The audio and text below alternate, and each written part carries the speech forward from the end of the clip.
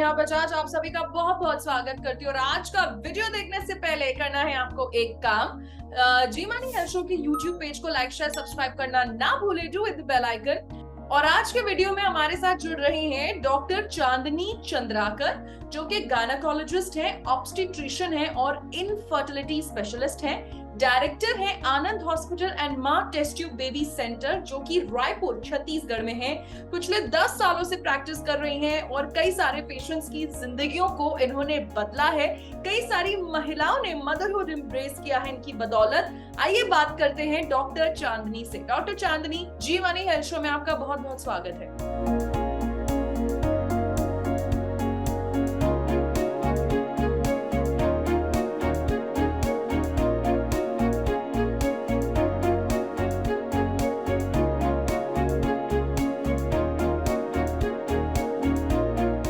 So much dear. Hello everyone. Hi and ma'am, सबसे पहले हम सब ये जानना चाहते हैं, हमारी बहुत सारी दर्शक हैं जिनमें बहुत सारी महिलाएं हैं, स्पेशली उनको आप ये बताइए इनफर्टिलिटी क्या होता है। अगर मैं बिल्कुल देसी लैंग्वेज में बात करूं तो कहीं ना कहीं हम महिलाओं को लगता है ये बांझपन है और तरह तरह के ताने सुनने को मिलते हैं। इनफर्टिलिटी होती क्या है बेसिकली? क्या बच्चा हो ही नहीं सकता? नहीं, इनफर्टिलिटी हम तब कहते हैं जब कोई कपल मैरिज के बाद में अनप्रोटेक्टेड सेक्स करने के 1 साल के भीतर ही उसका यदि बच्चा नहीं होता है या फिर कोई भी प्रेगनेंसी रिजल्ट उसको पॉजिटिव नहीं आता है, तो वो हम इनफर्टिलिटी उस कैटेगरी में उसको डिफाइन करते हैं कि वो इनफर्टिलिटी है। देन इनफर्टिलिटी 2 तरीके के हो सकते हैं कि प्राइमरी इनफर्टिलिटी है, एक बार भी उसको बच्चा नहीं हुआ है। कभी कभी सेकेंडरी इनफर्टिलिटी होता है ऐसा है कि कभी एक आध बार कंसेप्शन हुआ बट वो 2-3 महीने में फेल हो गया, अबॉर्शन हो गया, तो उसके बाद से उसको कंसेप्शन नहीं हो रहा है, तो हम सेकेंडरी इनफर्टिलिटी में लेते हैं उसको। फिर ऐसे देखा जाए तो मेल भी फैक्टर होते हैं, फीमेल फैक्टर्स होती हैं, बहुत सारी फैक्टर्स होते हैं इनफर्टिलिटी के लिए। जरूरी नहीं है कि जो आज टैबू है, जो महिलाओं को ही बोलते हैं कि बांझपन महिलाओं से ही रिलेटेड है, बट ऐसा नहीं होता है। ऐसा नहीं है। Okay, yeah, male and female are both equally responsible for the fertility. 40% if the female is responsible, then 40% male is responsible for the fertility. Okay. तो ये दिमाग से निकाल देना चाहिए कि फीमेल के कारण ही बांझपन होता है। ओके, सो डॉक्टर चांदनी ने हमें अच्छे से समझाया।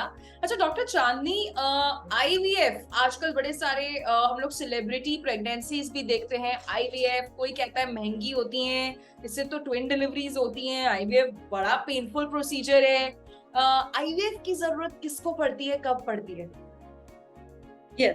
अब हम बात करते हैं जब इनफर्टिलिटी की, तो शुरू में तो लोग गायनेकोलॉजिस्ट के पास में विजिट तो करते नहीं हैं, इधर उधर घूमते हैं, टाइम वेस्ट करते हैं। ऐसे पेशेंट्स जो काफी समय से इधर उधर आप ट्रीटमेंट करा रहे हैं, लेकिन आपको सही गाइडेंस नहीं मिला है, आपको कॉज नहीं पता है, मेडिकल ट्रीटमेंट काफी दिन से कराते हुए हैं, लेकिन कंजर्वेटिव ट्रीटमेंट, मेडिकल ट्रीटमेंट में आपको सक्सेसफुल रिजल्ट नहीं आया है, दैट इज द कॉज कि आईवीएफ करना चाहिए।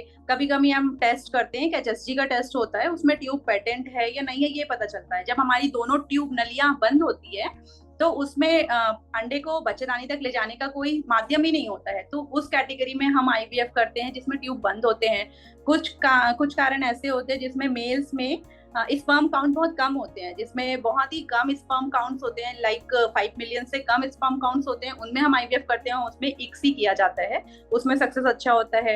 एक ट्रीटमेंट ऐसे होते हैं जिसमें हम रिकरेंट बार बार आईयूआई करते हैं, बट उसका फेलियर होते जाता है। आईयूआई से आपको सक्सेस नहीं हुआ, 2 से 3 बार आपने आईयूआई किया लेकिन सक्सेस नहीं हुआ, तब हम उस कंडीशन में आईवीएफ कर सकते हैं। तो ये सारे कंडीशंस है। अगर ऐसा है आपके साथ में तो आप नियर बाय अपने गायनेकोलॉजिस्ट से पूछ सकते हैं कि आपको रिक्वायर्ड है कि नहीं है। So, डॉक्टर चांदनी, अब मैं आपसे ये पूछना चाहती हूँ कि आईवीएफ के साइड इफेक्ट्स क्या हैं?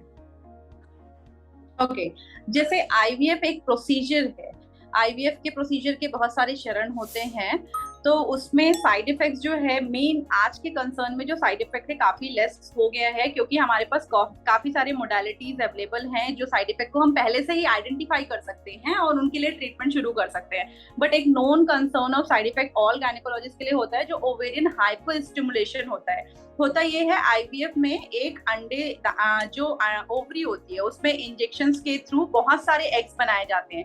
तो कुछ पीसीओएस पेशेंट होते हैं जिसमें काफी सारे एग्स बन जाते हैं, जो ट्रिगर के बाद में, रप्चर होने के बाद में ओवेरियन हाइपर स्टिमुलेशन नाम की एक साइड इफेक्ट होती है, उसका होने का चांस ज्यादा होता है।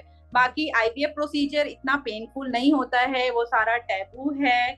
जो लोग सोचते हैं कि इतना पेनफुल होता है, बहुत इंजेक्शंस, इतने शॉर्ट इंजेक्शंस होते हैं जो चींटी मच्छर के काटने के जितना भी दर्द नहीं होता है, इतना पेनफुल नहीं होता है। इस चीज से हमें भ्रांति हमारी हटाने की जरूरत है कि आईवीएफ प्रोसीजर पेनफुल नहीं होता है।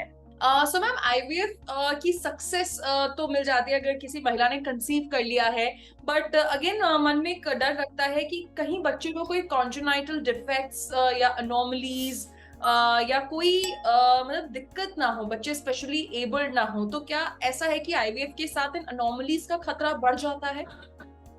No no no, IVF pregnancy जो है नॉर्मल प्रेगनेंसी के जैसे जो चाइल्ड होते हैं वो नॉर्मल आईवीएफ के थ्रू जो चाइल्ड होते हैं दोनों इक्वली होते हैं।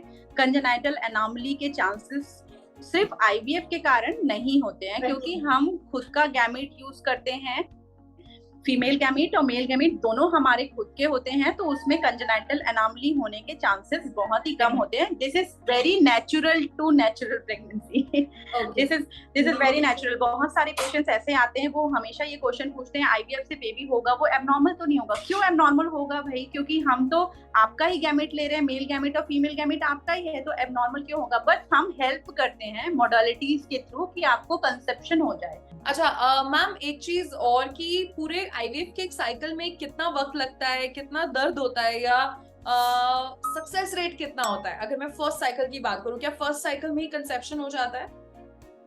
हाँ, एक आईवीएफ साइकिल जो है उसको हम कैटेगराइज करते हैं डिफरेंट स्टेप्स में। पहले तो जो फीमेल होती है उनको काफी इंजेक्शंस लगते हैं, जैसे कि मैंने बताया कि एक ओवरी से हमें मल्टीपल फॉलिकल्स डेवलप करने होते हैं, फिर उस इंजेक्शंस को निकाला जाता है, उसको ओवम रिट्राइवल बोलते हैं। ये सेकेंड प्रोसीजर है जो शॉर्ट जीए में होता है, पेनलेस होता है, क्योंकि शॉर्ट जीए मतलब बेहोशी की हालत में किया जाता है। उसके बाद फिर फीमेल को रेस्ट करने के लिए टाइम दिया जाता है। उसके नेक्स्ट चरण में बच्चेदानी का लाइनिंग बनाया जाता है और जो बच्चे बने हुए एम्ब्रियोज होते हैं उनको ट्रांसफर किया जाता है। अगर सही तरीके से देखा जाए तो एक आईवीएफ साइकिल में 2 से 2.5 महीने का समय लगता है। अच्छा, रही बात सक्सेस रेट की, तो अगर वो डिपेंड करता है कि कौन से स्टेज के एम्ब्रियोज आपने ट्रांसफर किए हैं। हमने अगर ट्रांसफर किए हैं डे 3 एम्ब्रियोज, तो उसका सक्सेस रेट अराउंड 60 to 65% होता है। डे 5 एम्ब्रियो जो ब्लास्टोसिस्ट होते हैं, अगर वो हम ट्रांसफर करते हैं तो उसका सक्सेस रेट अराउंड 80% तक होता है। और ये मैं बताना चाहती हूँ कि नॉर्मल प्रेगनेंसी में अगर सब चीज आपका नॉर्मल है, अगर नॉर्मल तरीके से हस्बैंड वाइफ कंसेप्शन करने की कोशिश कर रहे हैं, ट्राई कर रहे हैं, तो 8 to 10% बस चांस होता है कि नॉर्मल प्रेगनेंसी होने का। तो IVF is giving the 80% result, which is normally 10% in normal couples. yes, that is very high. Okay, so कई सारी चीजें आज हमें डॉक्टर चांदनी ने बताई रिगार्डिंग आईवीएफ, और कई सारे मिथ्स को उन्होंने ब्रेक किया और कई सारी डिटेल्स हमें पता लगी। सो कहीं ना कहीं जो मन में धारणाएं हैं, आई एम श्योर वो भी आपकी क्लियर हुई होंगी। इसी के साथ डॉक्टर चांदनी, आपने अपने बिजी शेड्यूल से हमारे लिए कीमती वक्त निकाला, हम आपके शुक्रगुजार हैं। Thank you so much. Thank you so much, dear.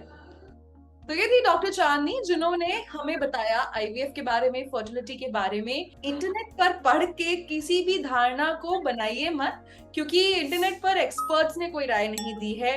आपने किसी नेबर से पूछा, किसी रिश्तेदार ने कुछ कह दिया, उस बातों को दिल पे लेने से पहले गायनेकोलॉजिस्ट से जरूर मिलिए। And again, for all the women who want to embrace motherhood, सही सलाह डेफिनेटली आपकी जिंदगी बदल सकती है और माँ बनने का सपना भी आपका जरूर पूरा हो सकता है। तो चलिए, इसी के साथ मैं नेहा बजाज अब आपसे लेती हूँ इजाजत। मिलेंगे जी मनी हेल्थ शो के एक नए वीडियो में, एक नए सुपर स्पेशलिस्ट, नए मेडिकल एक्सपर्ट के साथ। तब तक के लिए आप रहिए जी मनी हेल्थ शो। अच्छी सेहत हमारा वादा।